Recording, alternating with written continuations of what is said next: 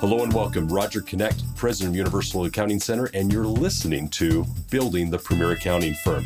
This is a podcast dedicated to you, the owner of accounting, bookkeeping, and tax businesses, to help you build the premier accounting firm in your area.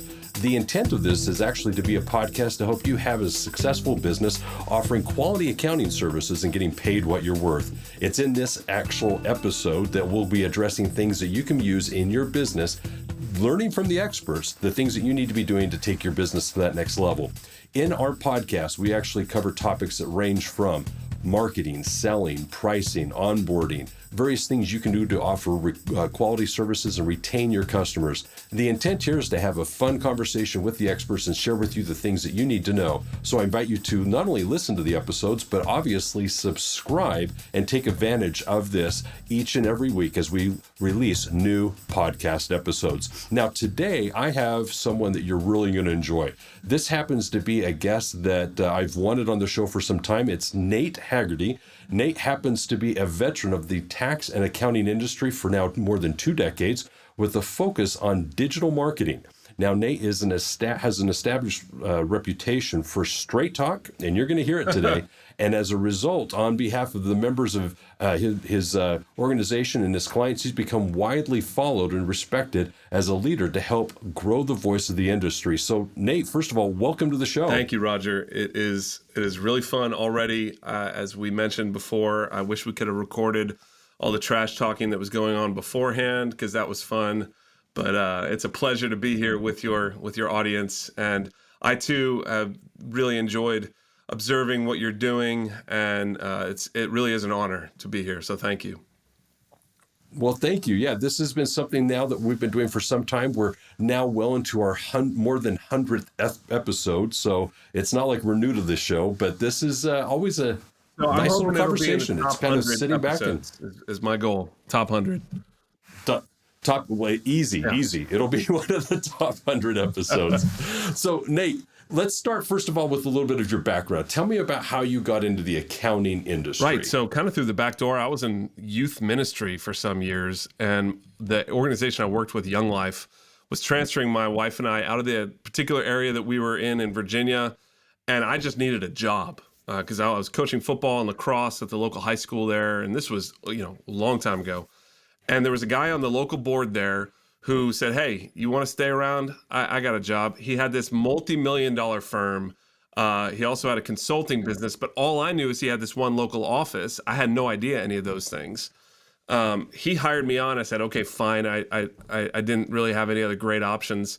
Coming out of youth ministry isn't scintillating on the resume, and turned out he was, a leading voice into the tax industry in particular, and has, offices, and we were just building it. And when I jumped in, it was in the process of growing. And when I left, we had offices in 15 different market areas, 3 states, doing multi-millions. I just sort of came along for the ride and had no idea what I was getting into. And so I've been in the industry now for a long time. And started Tax Pro Marketer back in 2007, working with our coaching clients. Essentially, it was a side business for our coaching clients to implement the stuff that we would always coach them about, because I'd get together with a coaching client every month, give them these marketing assignments, and they never do it. And so I said, okay, well, there's something here I can help, because that's what I do. And so we made this implementation engine, and now, 15 years later or so, I've got 20 employees. This is my full-time thing. So I want to go back to that business that you were just mentioning, because you were implementing or teaching marketing strategies, and you said they just wouldn't implement or follow through. No. Even though they said, this is a great idea, Nate. And you probably know some of this with your clients, Roger. Guys that would come to us, very experienced, built a successful business, 7-figure firms, and I meet with them on a monthly basis, giving them new directions for their marketing, and they, furiously scribble notes. We get together the next month, and clearly it was a failure on my part to not put accountability into the relationship a little bit better, but they just wouldn't get it done. And so we started out, a lot of the things that we were doing back then was direct mail oriented, and so it's a heavy lift to actually implement some of these marketing strategies that sound great, but in the doing, it's kind of, it can be a pain to pull it off. And so, First of all, it's human right. nature. I think what you're experiencing and seeing is, I think, typical of all of us individually. We have the best of intentions. We hear great advice. We get good ideas. We're like, okay, this is what I need to do next. And then life happens and we procrastinate. So even at the highest levels, you're seeing that happen. But you're right. Accountability, when it comes to coaching, it's more than just teaching what they need to be doing. It's then creating some mechanism to then provide the accountability to ensure that they do what they say they're going to do. Yes, indeed. And I mean, this is your world, so you know this. And there's a reason why I stepped away from coaching, because and built an implementation engine. I mean, that's really what our team is all about. We do a lot of teaching and coaching now in the course of what we do, but it's always been sort of a back pocket solution for the tax and accounting professional to actually get the stuff done. So that's who we are. You know, as you shared that, there's actually something that I've learned years ago that I find hugely important in understanding as it relates to this conversation, is that there's 4 types of relationships when it comes to coaching. And if you break it down, there's really a clear distinction. The first is that of a mentor. It's a free person that's kind of a sage, just kind of helps someone. They've done it. They take you under their wing and just kind of through interactions and association, you kind of just glean from that mentoring what it is you're supposed to do. And that's fine, but it's not structured. It's typically not paid for. Mentoring typically doesn't involve like a program or any coaching. It's just you're interacting with and you kind of glean through that experience. The second happens to be that of a consultant. This is someone that's great at what they do and you pay them to do the work. Mm-hmm. That's what they're supposed to be doing. That's what you're paying for, that expertise. The third happens to be an advisor. The advisor, they're teaching the principles, but the implementation, it's entirely up to the student because they're typically in a group setting. I'm teaching all these individuals some great principles. It's structured curriculum. It's very deliberate. And with that, they get great information, but the implementation is individually responsible. So they're not necessarily following up and as an advisor doing anything more than being that teacher. But the last is that of a coach. The coach has elements of accountability. They're typically someone that is an advisor. They're teaching, educating along the way, follow these principles and steps. But the coach brings in a unique element that the other 3 don't have. And it's the simple fact that they're going to now have the accountability associated with it to ensure, okay, you said you're going to do that, or you need to do this next. And they basically help move that ball down the field. And so excellent little illustration of that as you were just describing that. I thought those 4 things would be important to understand. Oh, yeah. And I've invested personally in coaching every year, over $10,000 a year for the course of my career. Since even before I started that company back in 2007, I've been really a believer in that coach relationship in particular because of the accountability involved and what I saw on the other side. It really does require somebody who's willing to take you by the hand and pull you along a little bit. And we did have elements of that. I just, again, I probably wasn't as good as you are or other folks in the industry. Just, I know my limitations.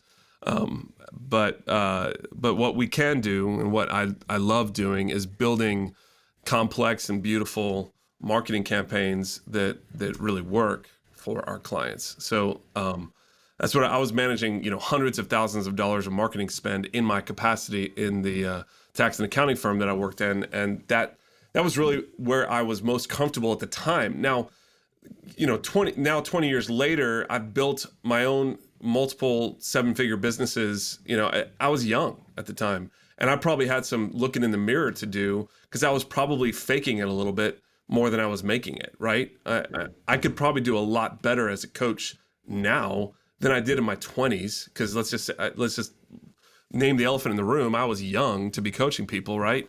I just knew what was working in the firm that I was in, and so I could point to that, but I didn't have a lot of my own experience. And so that was probably also part of the reason why I failed as a coach, just, full disclosure.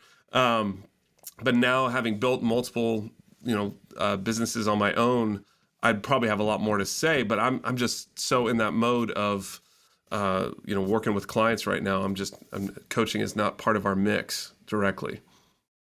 Exactly. Well, I think you've evolved well, though. I mean, you've transitioned from that first business down to this second. So what's the difference between the two? Well, like I said, the first one was probably a lot more in the advisory mode that you spoke to before. And what we do now is probably more in the consultancy mode. And so what we do is when we onboard an accountant, a tax or advisory company, and we're known in the industry under Tax Pro Marketer. We started this sub-brand about a year ago as we've more and more found that advisory businesses who want nothing to do with taxes would be coming to us, because I do a lot of speaking in the industry for CPE platforms, Scaling New Heights, NATP, various other places where I speak. And a lot of folks say, I don't want to do any compliance work. I just want to help with the business on the advisory standpoint. And so we started this other sort of sub-brand. Anyway, when one of those firms or practices comes to us, we kind of have our whole intake process, and we build kind of this online marketing machine. We don't just build websites, we don't do social media pages or just ad campaigns, because what we've discovered over the last 5 years in particular, but it's continuing to accelerate this trend, is that you can't just have a couple different online platforms and call it a day when it comes to online marketing. You've got to have a holistic approach. You've got to be touching all the different local listings, because whether or not you have a national or local focus, the local listings actually come into great play, even if you have a national focus. So you've got to touch all of these different components. And for the regular practice owner, it's too much to maintain. And so our sweet spot is the growth-oriented practice that's already started kind of getting some momentum. They got a couple $100,000 of revenue maybe, and they want to get to the seven-figure level, or they've hit that seven-figure mark. They want to get to like 5 million. That's really where we shine, because we're able to kind of take their target marketing and their messaging and identify the right places to put the messages, to make sure that the right folks come along and are reaching to them, and we're not just turning them into a carnival barker. And they're going to attract the right kinds of prospects for their practice, and we just do it all for them. And some of them still do a lot of their own marketing on top of that, but they find that we do all of the technical stuff on the back end, making sure everything's synced up properly, which really matters now, way more than it did even 2 years ago. I mean, I can go into detail on all this stuff. I don't want to get too granular, but we just help execute on behalf of these folks. And we also lean into content. That's a huge part of the online marketing game right now. We don't just give them like a one piece of content a month and call it good, because in order to be found in the search engines and in order to kind of have that digitally dominant practice in your local or niche marketplace, you've got to flood the zone with content, and you've got to have that omnipresence feel. And so because we've been doing this for long enough, we know the different levers to pull and have relationships with different, we're Google Premier partners, so we kind of know the levers to pull there, and a variety of kind of different places. Again, we can get as granular as you want, but basically we pull the levers for people so they can kind of focus on, their high-level clients, their leadership of their staff, pricing, coaching, what they want to do. We want to set our clients free to really shine with their clients. So as you're describing all that, there's a few things that have come to my mind. One, for the smaller firm, whether it's a solo practitioner or somebody that's maybe a small business, they need to have an online presence. For sure. And there is a good deal of effort that goes about having a social media presence, an online presence. But once the business, like you're describing, needs to become more proactive in their marketing, more deliberate and intentional in its online presence, it's more than just doing a post here and writing some content there. It's literally a more full-time engagement. And oftentimes, as you're mentioning, this individual, the partner that's responsible for the new client acquisition, they may not be able to either bring the expertise that you're describing. They just don't have that wheelhouse knowledge of how to more or less have that presence online, but they don't have the time either. I mean, they're accounting professionals, not web marketers. Right. So all of a sudden it gets to a point where they're like, I need to, in this evolution of growth, I come to a point where I'm inhibiting our growth. I'm the reason why we're not growing. And all of a sudden it's like, I need to employ someone like your service to actually then full-time just envelop this whole online experience for our customers and potential customers. So I liked how you described it, because if I were a listener, I would hear, is this a pain that I'm experiencing? Is this something that I'm ready to take on? Or am I still at that beginner stage where I've just tried to create my presence and I'm okay, I'm getting the referrals I need? Or am I like, I need to just go all in and grow the business and have a very aggressive growth plan in the coming months and year? Well, this could actually contribute to that. So, Yeah, and I don't want to turn this into a commercial for what we do. I really want to serve your audience, but I do want to say that there's two mistakes that a lot of people make when they hit that point that you're describing. Whether or not they use us, I'm agnostic to that for the purposes of this conversation. But one of the mistakes is they get so busy with the client work that they have. They've grown to the stage that they're at. They've got, maybe a team or a couple people working under them. They're doing a few $100,000 of revenue or what have you. They're getting into the going concern stage of the business, right? And it gets too busy. They're not good at managing their own time or what have you. And they just sort of throw up their hands and put out kind of generic content because there's so much of that available out there. And they just subscribe to these sort of cheap services that will put out generic tax tips or generic bookkeeping tips or what have you. And they just get lost in the noise and they sort of stay static, right?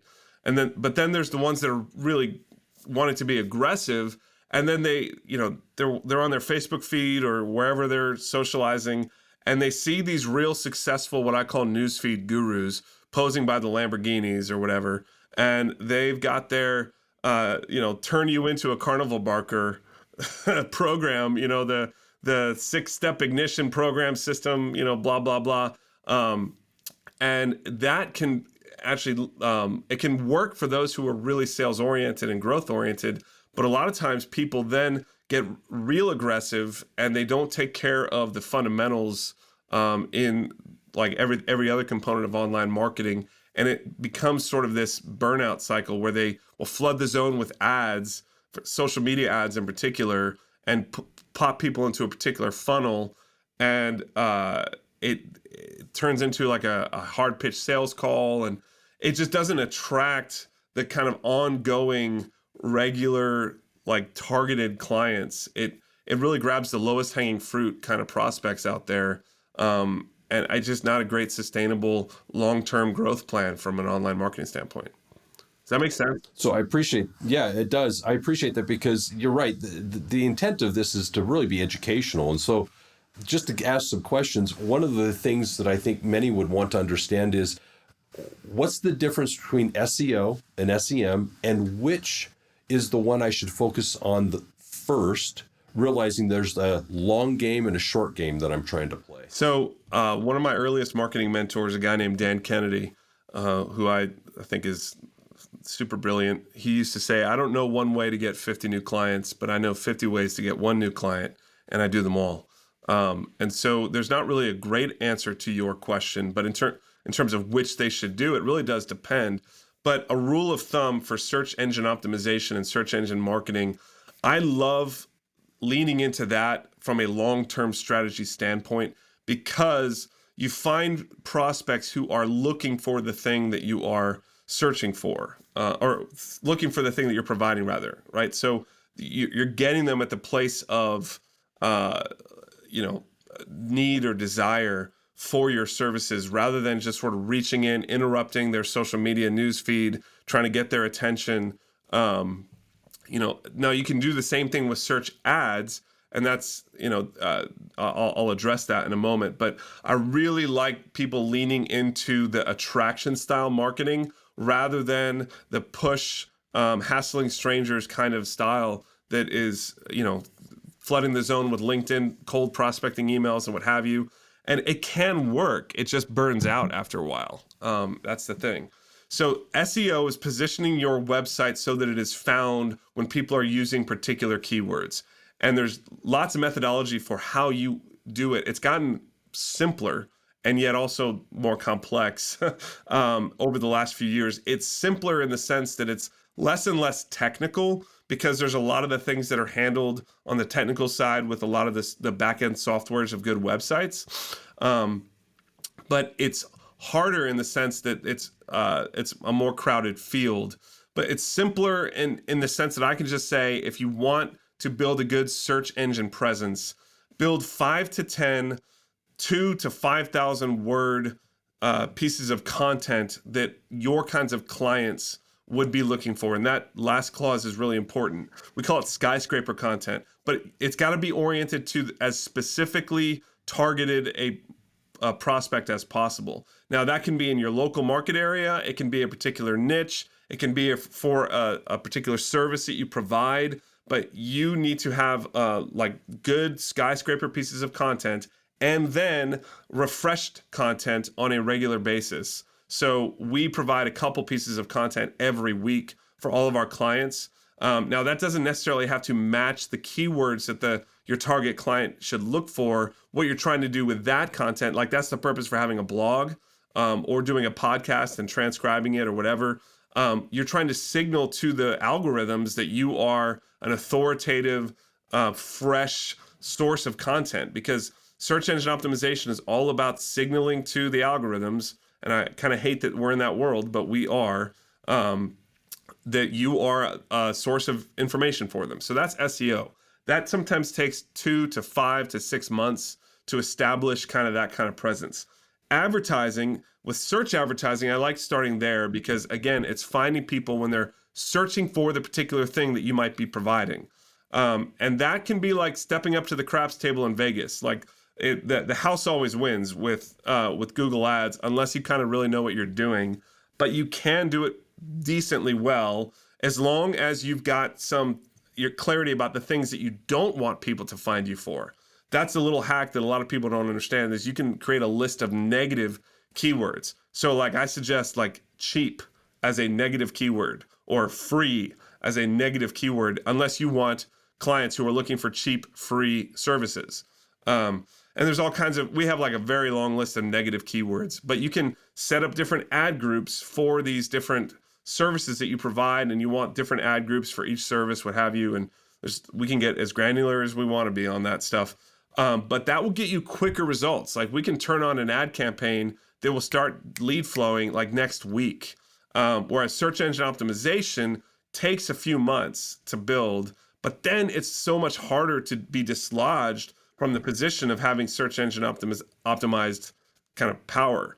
Now, about 5 or 6 years ago, the SEO game was completely disrupted by the local listings and the maps and your Google Business Profile now, formerly known as the Google My Business Profile. It's now just called your Google Business Profile.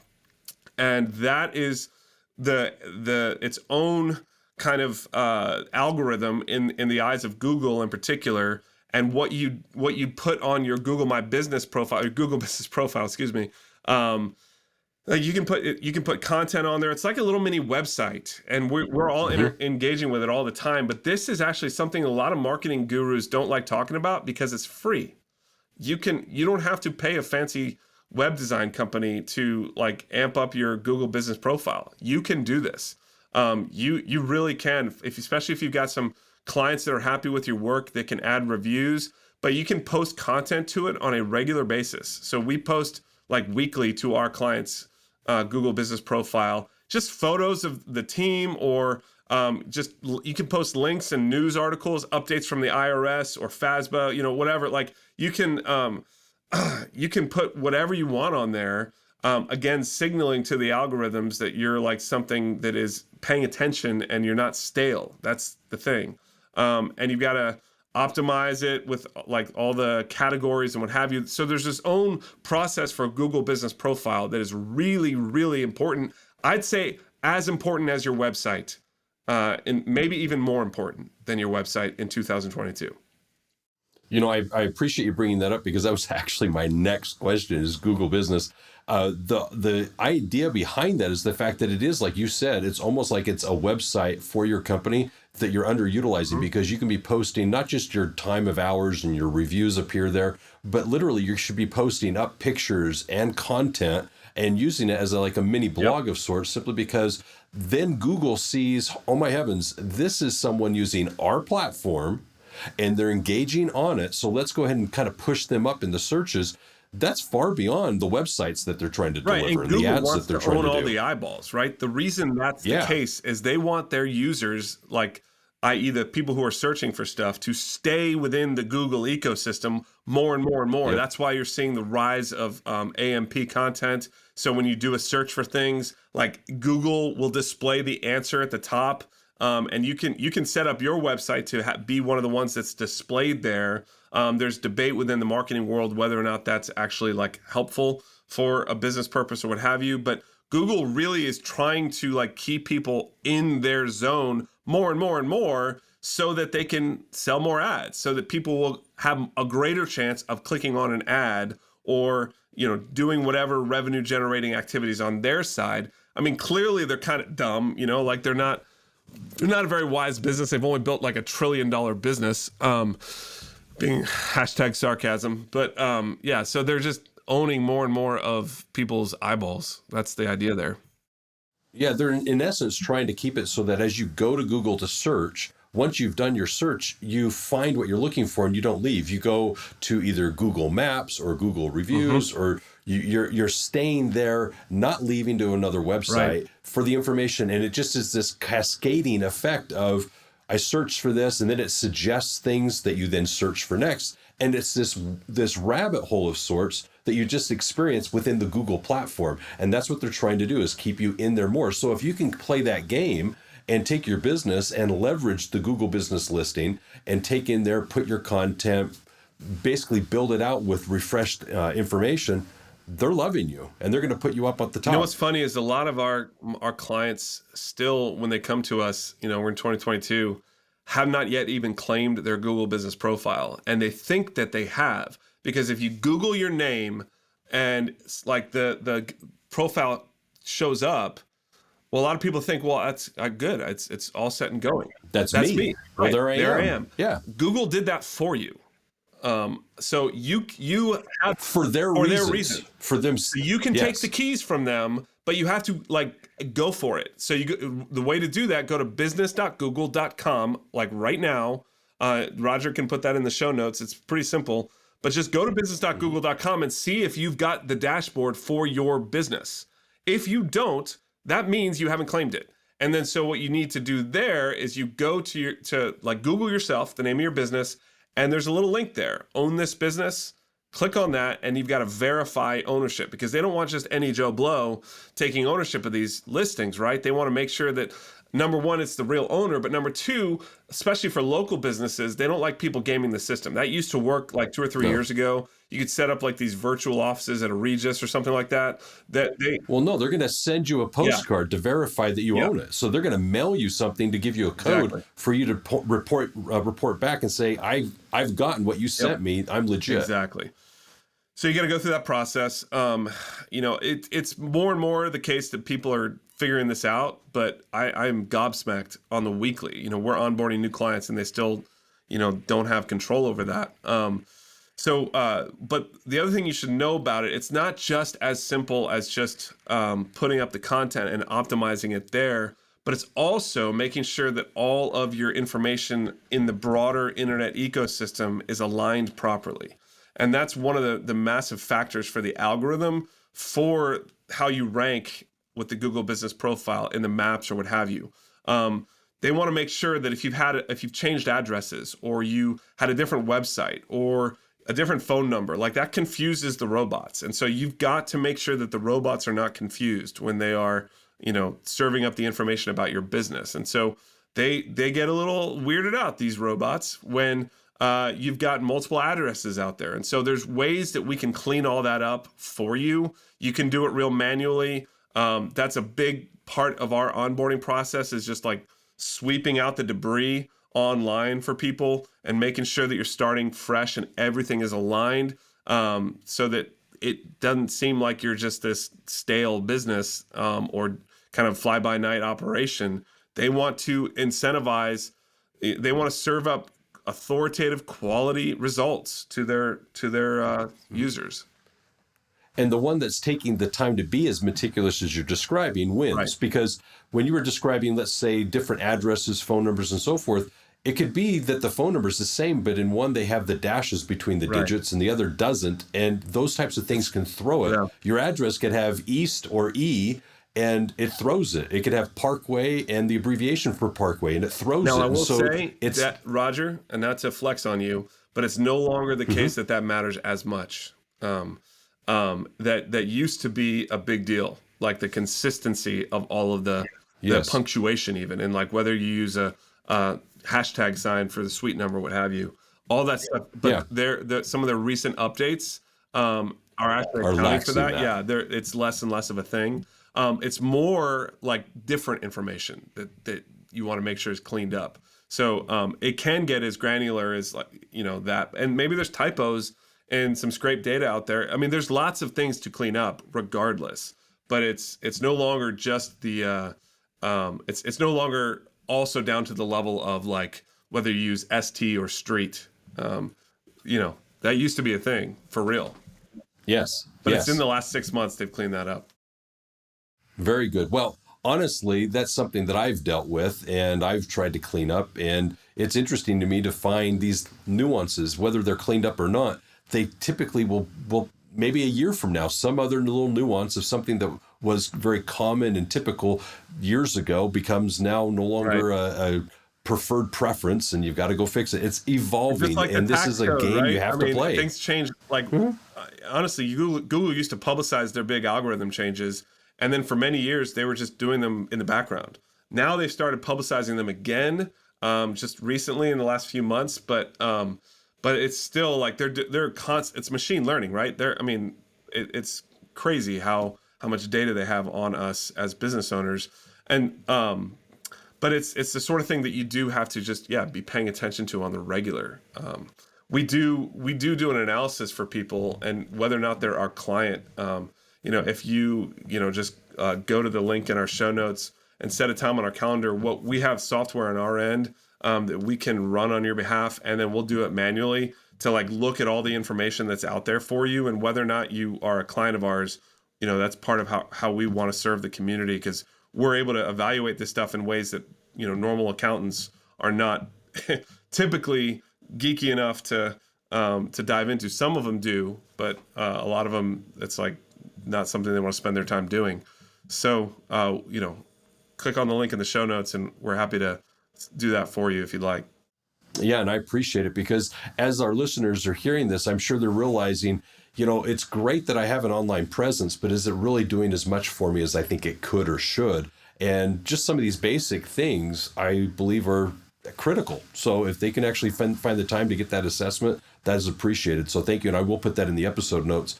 Here's another question for you.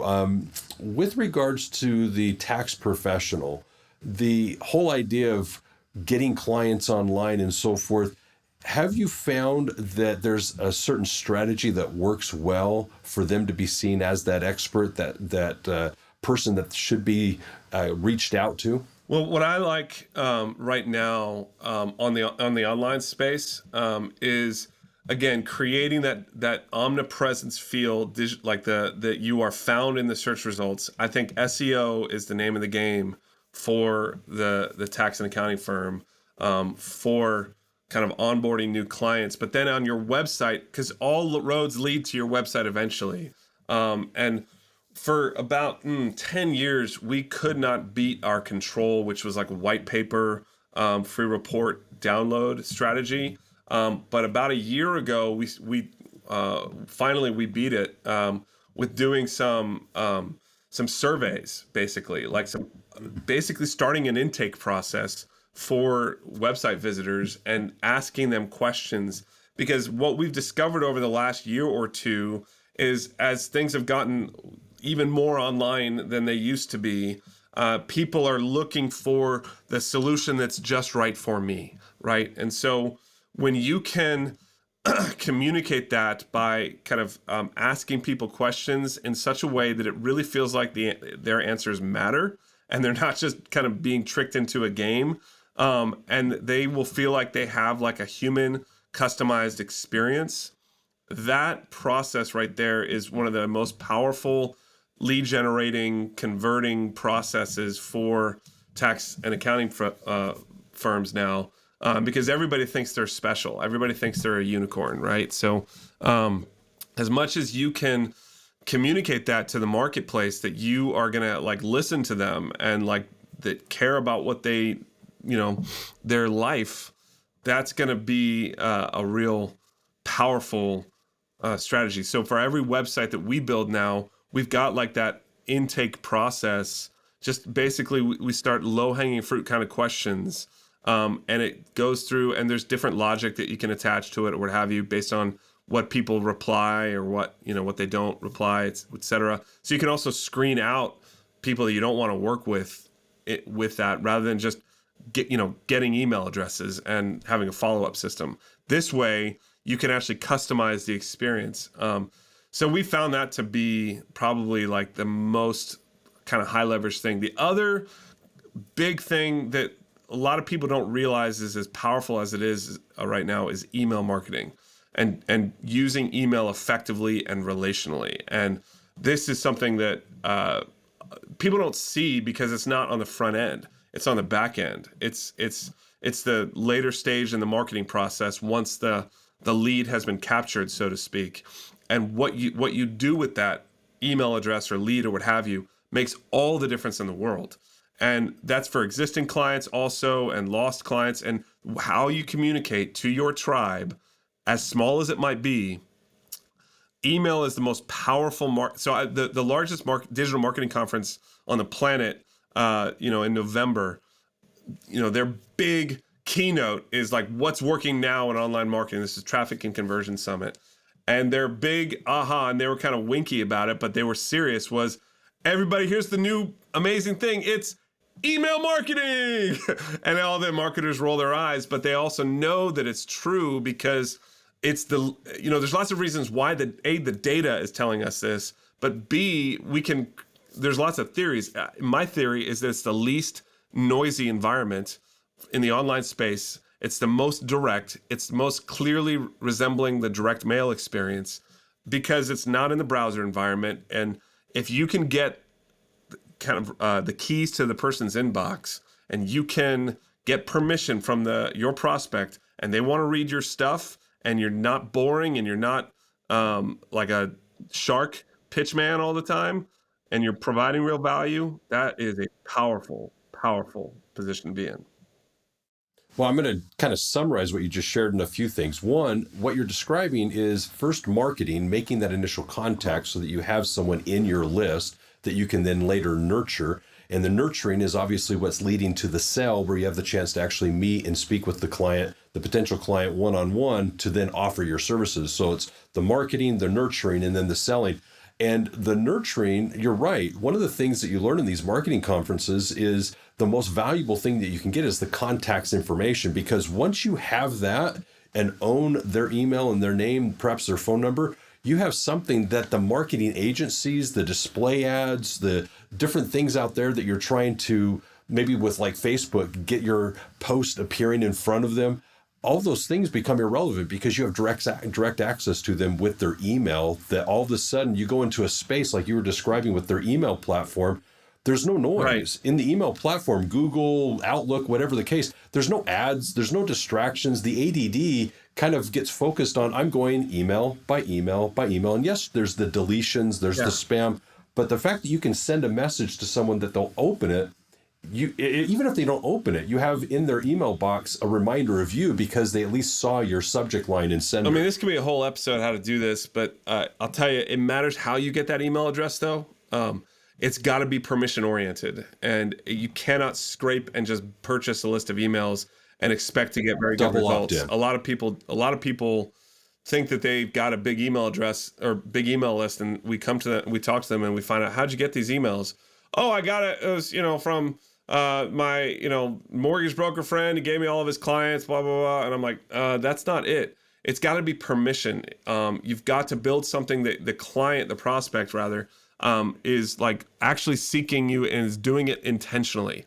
They're voluntarily giving you that information in exchange for something typically. Yeah.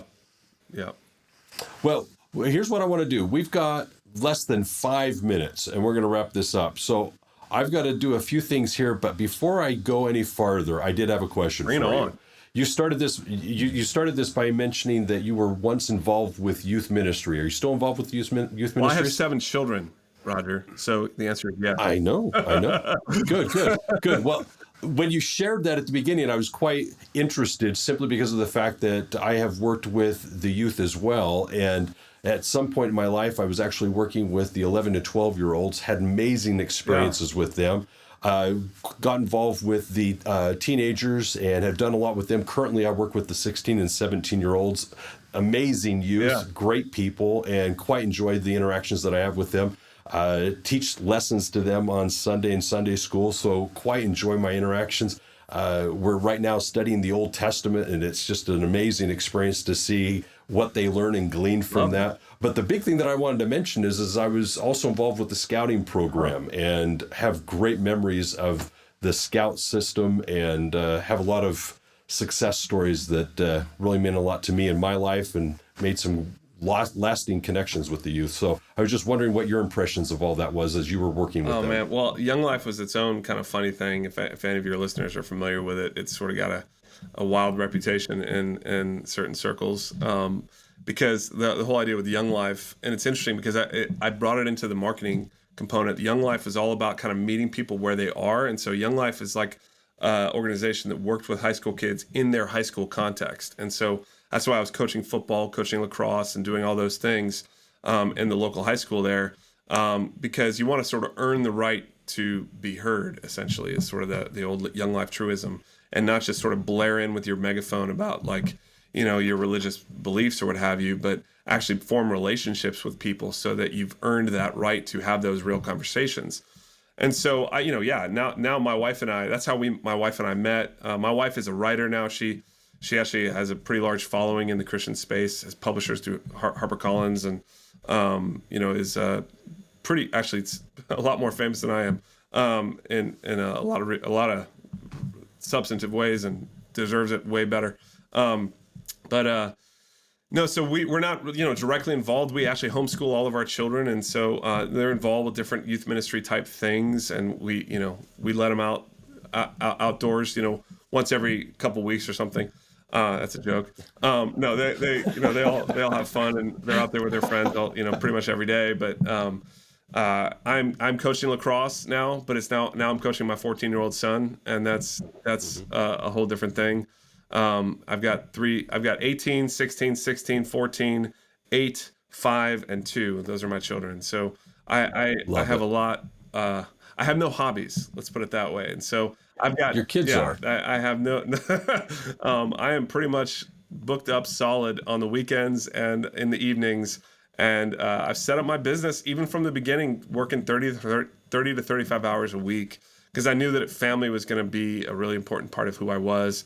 And so I do the same. My team. I don't make them slog and do crazy hours. I mean, we really try to build a human-paced organization so that we're able to give our great attention when we are kind of locked in, but B, that the reason why we're doing this stuff doesn't get lost, right?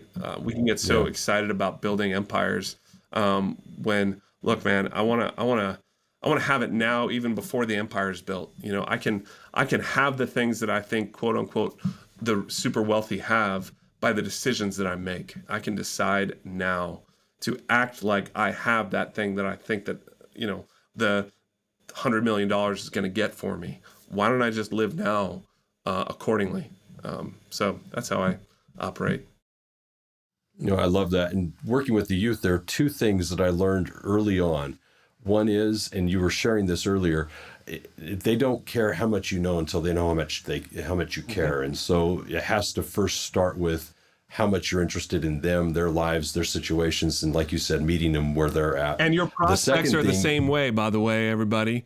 Your clients, your potential clients, think of them as rowdy teenagers, because they don't care about how awesome you are, about how cool you thought you were 20 years ago, and you were on the team and did the thing. They don't give a rat's rear end. They care about themselves. They are little narcissists. And I mean that with great affection, but that's everybody. I'm a narcissist. We're all narcissists. So when you are marketing, it's not about you.